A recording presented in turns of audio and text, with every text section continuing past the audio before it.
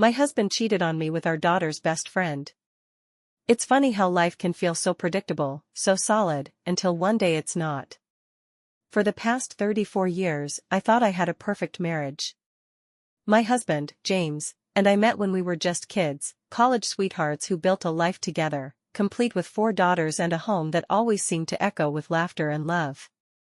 But recently, I've felt a shift, small, almost imperceptible cracks in the foundation of what I thought was unbreakable.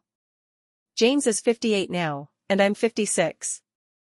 We've weathered every storm together, from financial struggles in our early years to the bittersweet reality of watching our 3 older daughters grow up, move out, and start families of their own. Our youngest, Emily, came into our lives when we were older. She's 17 now, a senior in high school, and the apple of everyone's eye. Emily is popular, kind-hearted, and always has a group of friends trailing behind her, filling our home with noise and energy. One of those friends, Chloe, has been a constant presence in our lives for the past few years. Chloe is 18, a sweet girl with a bright smile and a knack for making people feel at ease.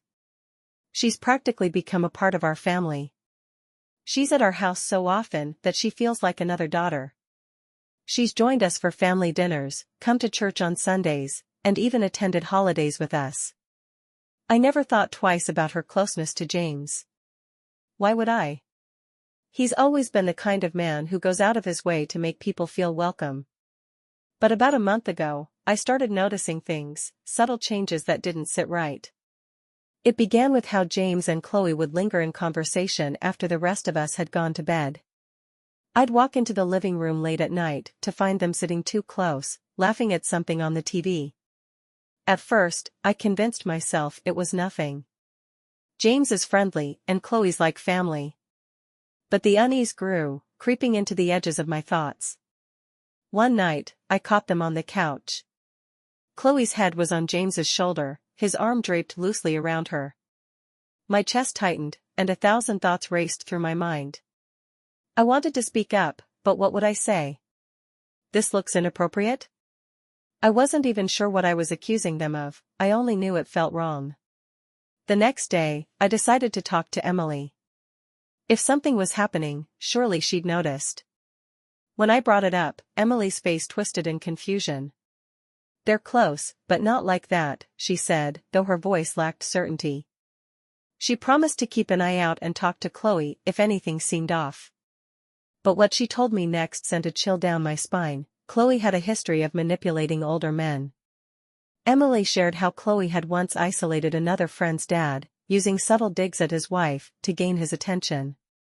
I didn't want to believe it. Chloe was practically family. But the nagging doubt in my mind grew louder. Yesterday, I gave in to the tension that had been gnawing at me for weeks. I know it was an invasion of privacy, but I went through James's phone. I told myself I needed clarity, but I was terrified of what I might find. My hand shook as I scrolled through his messages, and then I saw her name, Chloe. Their conversation wasn't long, but it was damning. James had texted her, "I can't wait to do it again next weekend, winking face. Her reply made my blood run cold, "I can't wait till you're out of that place, and we can do it every day." I stared at the screen, my heart pounding in my ears. Every memory, every laugh, every moment of trust shattered in an instant. I wanted to believe there was an explanation, but the words were clear. They betrayed me. I spent the night sleepless, consumed by a storm of emotions. By morning, I knew I couldn't stay silent. After Emily left for school, I confronted James. I placed the phone on the table and let the messages speak for themselves. His face paled as he read them, and when he finally looked up, his eyes were a mixture of guilt and panic. "It's not what it looks like," he stammered. But his words felt hollow. When I demanded the truth, he confessed, it was a mistake. A lapse in judgment. His admission cut deeper than any lie. I thought of Emily, oblivious to the betrayal unfolding in our home, and Chloe, a girl we had welcomed into our lives with open arms. I wanted to scream, to cry, to lash out. Instead, I asked the only question that mattered, what am I supposed to do now?